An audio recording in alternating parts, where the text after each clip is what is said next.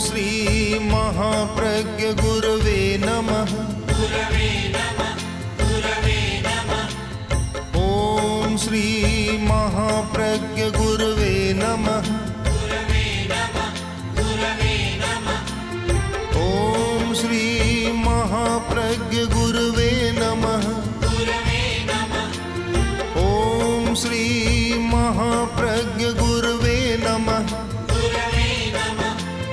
ओम श्री महाप्रज्ञ गुरवे नमः। हम मौन को महत्व देते हैं, किंतु मैं मौन को सापेक्ष महत्व देता हूँ, ज़्यादा महत्व नहीं देता।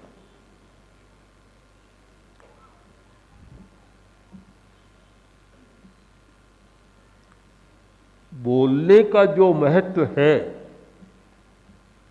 वह बहुत व्यापक है, और मौन का महत्व एक व्यक्ति के लिए हो सकता है। जो नहीं बोलेगा, मौन करेगा, ठीक है, शांति में है कि शांति है, भीतर जा सकेगा, और बोलेगा तो हजारों लाखों करोड़ों के साथ संपर्क स्थापित होगा। आपके मन में क्या है मैं नहीं जानता, और मेरे मन में क्या है आप नहीं जानते। पिता के मन में क्या है पुत्र नहीं जानता, और पुत्र के मन में क्या है पिता नहीं जानता। पिता बोलना जानता है और बेटा सुन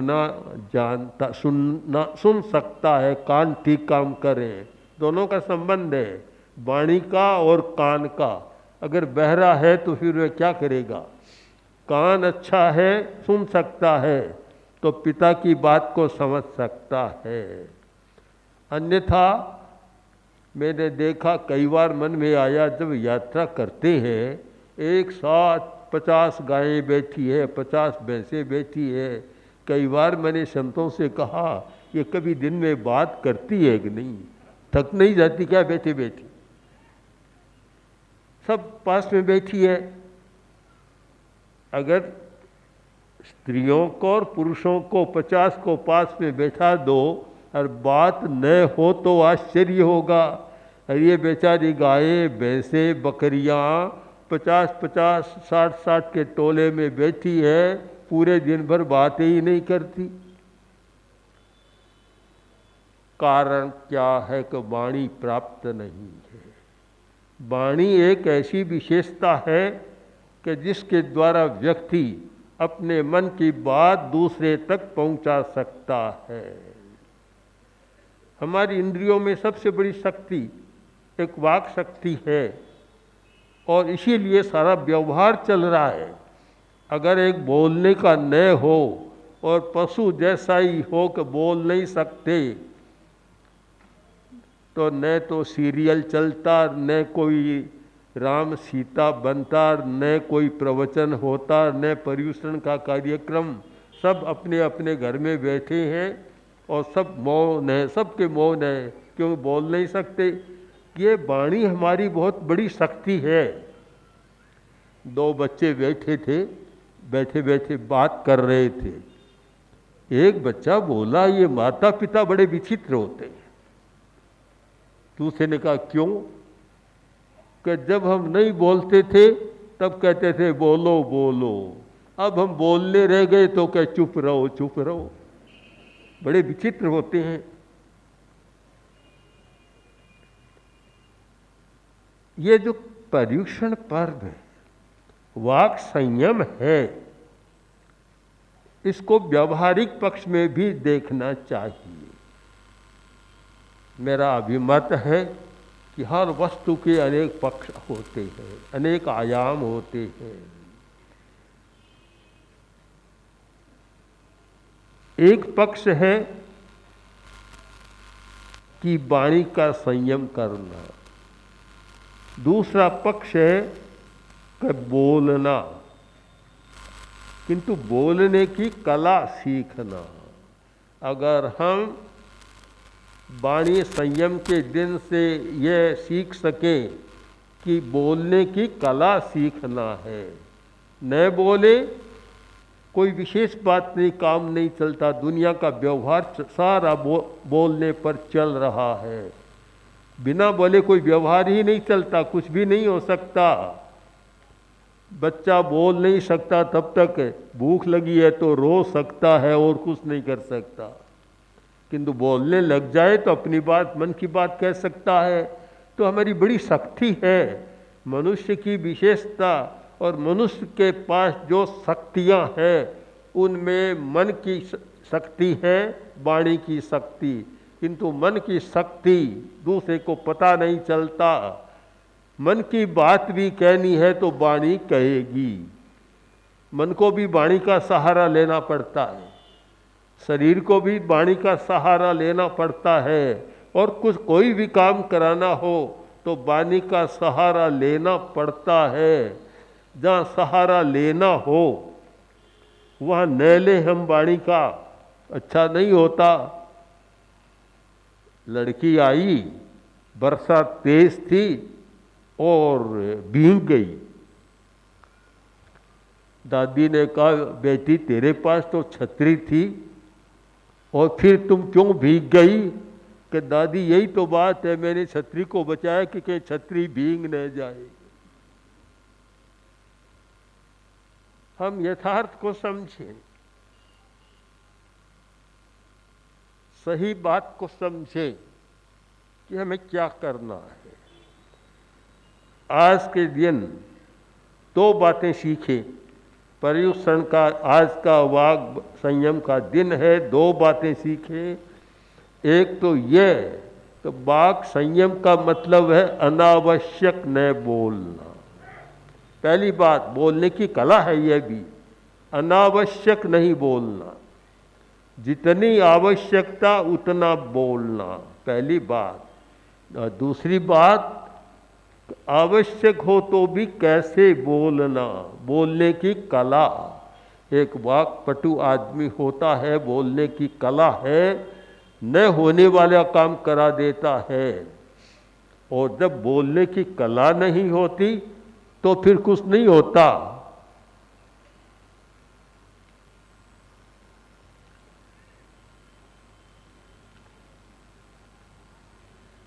बारह जी यहाँ राजस्थान में बहुत वाक्पटु कवि हुए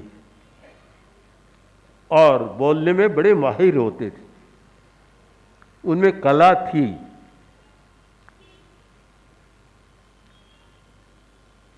तो महाराणा, मेवाड़ के महाराणा के पास गए और कुछ ज़रूरत थी पैसों की, कुछ बातें की, स्तुति की। महाराणा ने कुछ नहीं दिया तो बारह जी भी तैस में आ गए और बोले, राणा तू तो बाठो, मोटा भाखड़ माहेलो। कोरा पत्थर है इस बड़े पहाड़ का। तब राणा ने देखा अच्छा नहीं होगा बाढ़ जी का, तो संकेत किया, आदमी भेजा, अरे बदलो बदलो, ऐसे नहीं। आदमी आकर बोला कि ऐसे मत बोलो, अच्छा नहीं, महाराणा खुश नहीं है, इसको बदल दो, बदल दो और तुम्हें मिल जाएगा, बहुत मिलेगा। तत्काल बदला कि कर राखूं काठों शंकर ज्यों सेवा करूं। सारी बात बदल गई। वाक पाटव, वाक चातुरी, बोलने की कला। आप बहुत गहराई से ध्यान दें, परिवार से लेकर परिवार, पड़ोसी, समाज, राष्ट्र या अंतर्राष्ट्रीय क्षेत्र में जितनी बात बोलने से बिगड़ती है उतनी मौन से नहीं बिगड़ती। न बोले तो नहीं बिगड़ती। ऐसे बोलते हैं कि अकारण भी कलह पैदा हो जाता है, लड़ाई शुरू हो जाती है।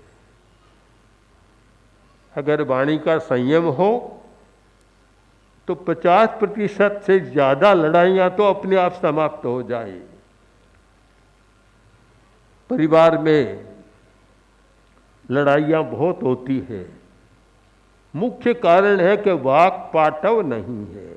कोरा मौन जानने से काम नहीं होगा, मौन सीखे और साथ में बोलने की कला सीखें कि कैसे बोलना है, ये सीखें तो शायद लड़ाइयाँ कम हो जाएगी। जब बोलना जानते नहीं हैं तो शब्द आवेश पैदा कर देता है, तनाव पैदा कर देता है, दिमाग को गरमा देता है। एक शब्द ऐसा आता है कि लड़ाई शुरू हो जाती है। अगर बोलने की कला है तो कितना फर्क पड़ता है। प्रसिद्ध दार्शनिक, यूनान के प्रसिद्ध दार्शनिक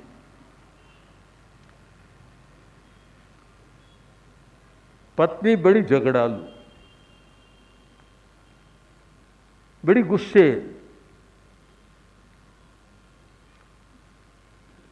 अब दार्शनिक सुकरात बातों में लग जाते, तत्व चर्चा में लग जाते, देरी हो जाती। पत्नी कहती कि कितनी देरी करते हो, भोजन का समय बीत जाता है, बड़ी समस्या होती है। शांति से सुन लेते। एक दिन देरी ज्यादा हो गई और आए और पत्नी तो उबल रही थी, बहुत बोली, इतनी गुस्से में बोली, गुस्से में इतनी आ गई कि बाल्टी पानी की पड़ी थी, उठाई बाल्टी उंडेल दी। सुकरात बोले, प्रकृति का नियम बहुत अच्छा जानती हो, मैं पहले गरजता है और फिर बरसता है। कितना अच्छा नियम जानती। शांत हो गई। बाघ पाटव, यह बाघ पाटव पर बहुत रहा। और मैं तो कभी सोचता हूँ हमारे साधु साध्वियों में भी और श्रावक समाज में भी, गृहस्थों में भी और कक्षाएं लगती है, शिविर लगते हैं। कभी कभी बाघ पाटव का शिविर लगना चाहिए कि आप बोलें कैसे, कैसे बोलें।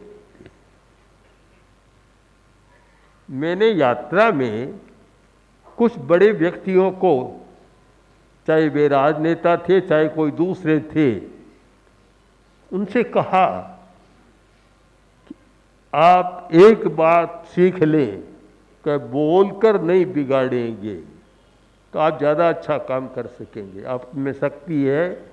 और हमारे सामने उदाहरण है सरदार पटेल का कि बोलते नहीं थे, काम बड़े से बड़ा कर लेते थे। बहुत कम बोलते थे और काम बड़ा कर लेते थे।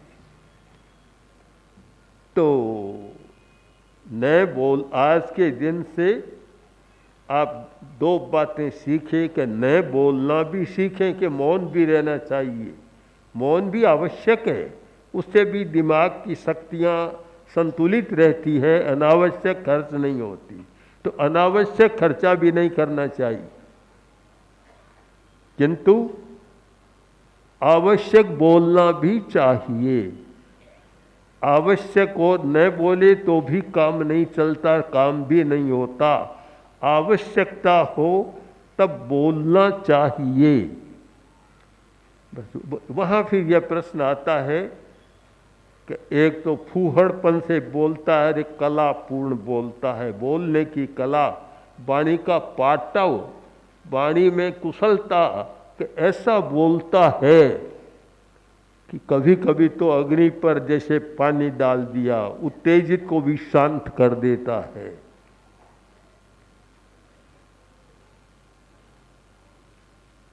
शांत कर देता है और बड़ी मधुरता आ जाती है, सारा वातावरण बदल जाता है। ऐसे लोगों की ज़रूरत है, ऐसे प्रशिक्षण की ज़रूरत है कि हर बात को मधुर वाणी के द्वारा शांत कर दे। मेरा विश्वास है और ये बहुत सार्थक विश्वास है कि पर्युषण में हमें कुछ न कुछ नई बातें सीखते रहना चाहिए। पर्युषण के प्रति जो उत्साह है, उमंग है, तो हमें कुछ नया सीखना भी चाहिए। दिन भी बड़े अच्छे निर्धारित हैं, वाणी का बहुत अच्छा निर्धारित है, पर वाक संयम का अर्थ कोरा मौन न करें कि आज मैंने 5 घंटा का मौन किया। मैं तो कहता हूँ 5 घंटा का मौन मत करो, 1 घंटा कर लो कि रसोई के समय, भोजन के समय मौन। लड़ाई का अखाड़ा तो वही बनता है। हाँ, वही थाली पर ठोकर लगती है कि आज तो नमक कम हो गया, आज मिर्च कम हो गई। यार भोजन के समय मौन कर लो 1 घंटा, तो भी बहुत सारी लड़ाइयाँ नहीं होगी। काम के समय मौन करो तो भी लड़ाइयाँ नहीं होगी। मौन भी कब करना चाहिए? अब 24 घंटा में 8 घंटा तो नींद में बीत जाते हैं लगभग, ये 15-16 घंटा का समय रहता है, उसमें भी सब मिलते नहीं है। जब मिलते हैं तब शुरू होता है, और उसी समय गर्मा गर्मी, और गर्मा गर्मी ज़्यादा या रसोई का समय होता है या और कोई समय होता है। तो आप मौन करें, बहुत आवश्यक है कि अगर हम 24 घंटा में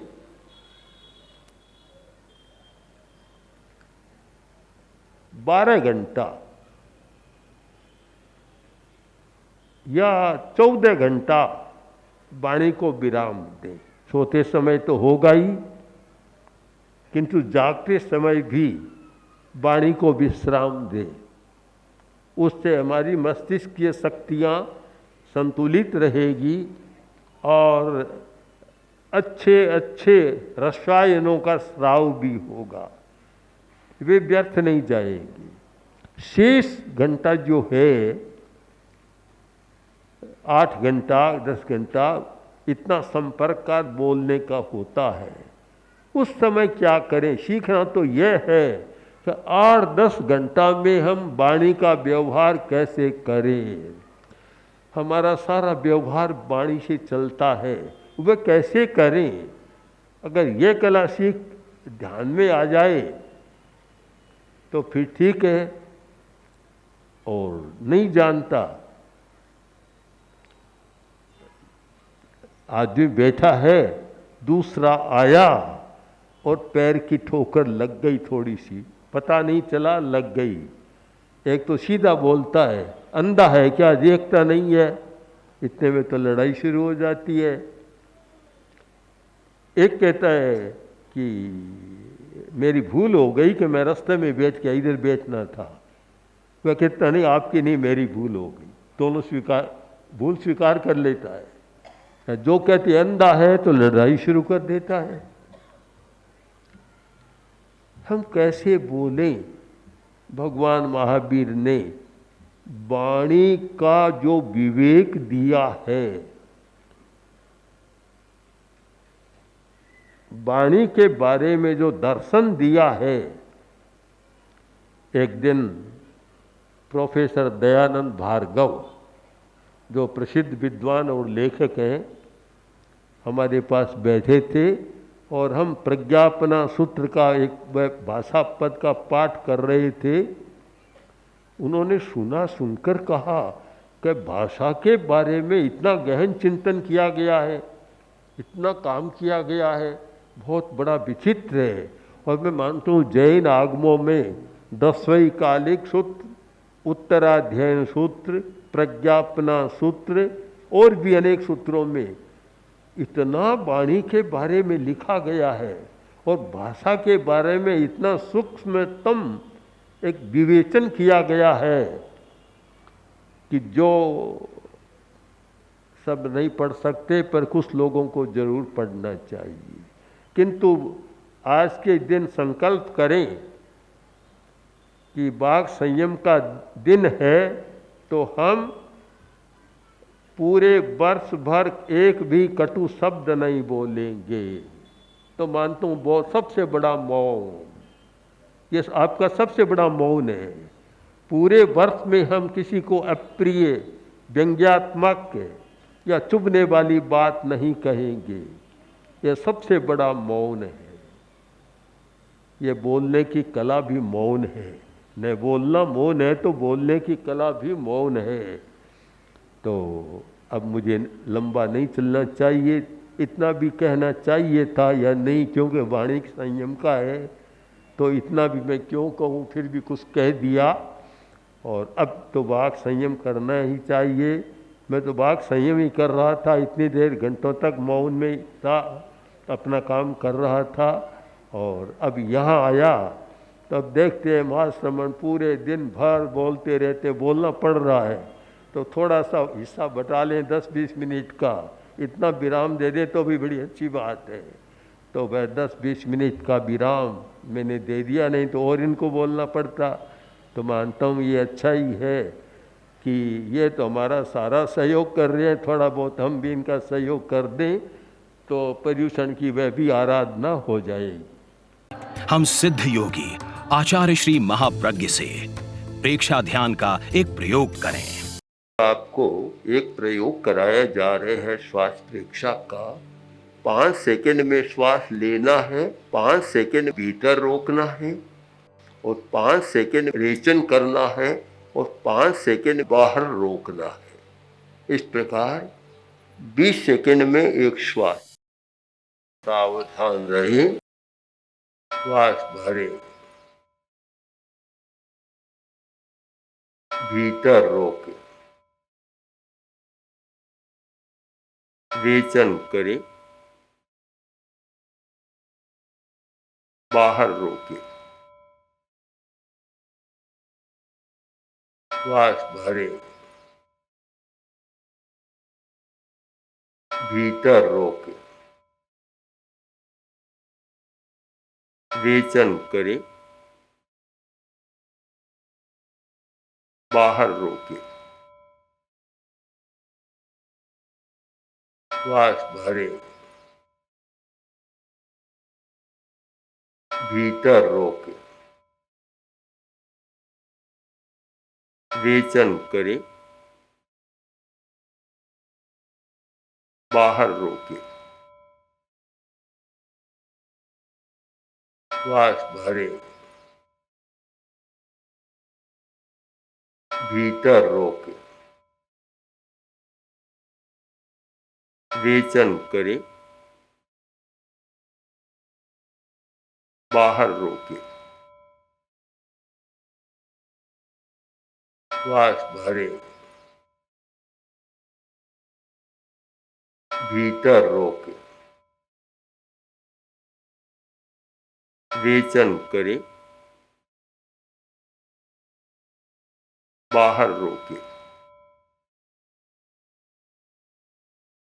श्वास भरे, भीतर रोके,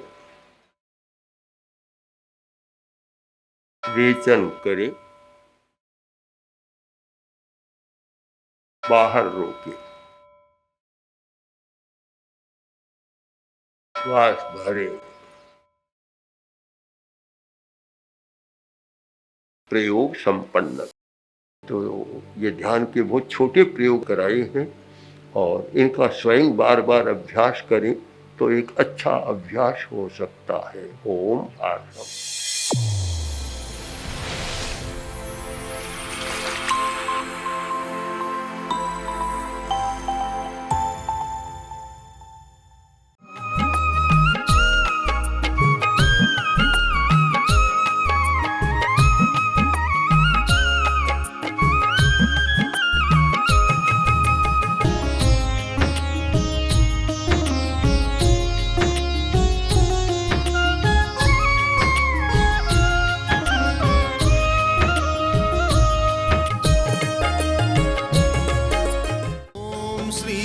महाप्रज्ञ गुरु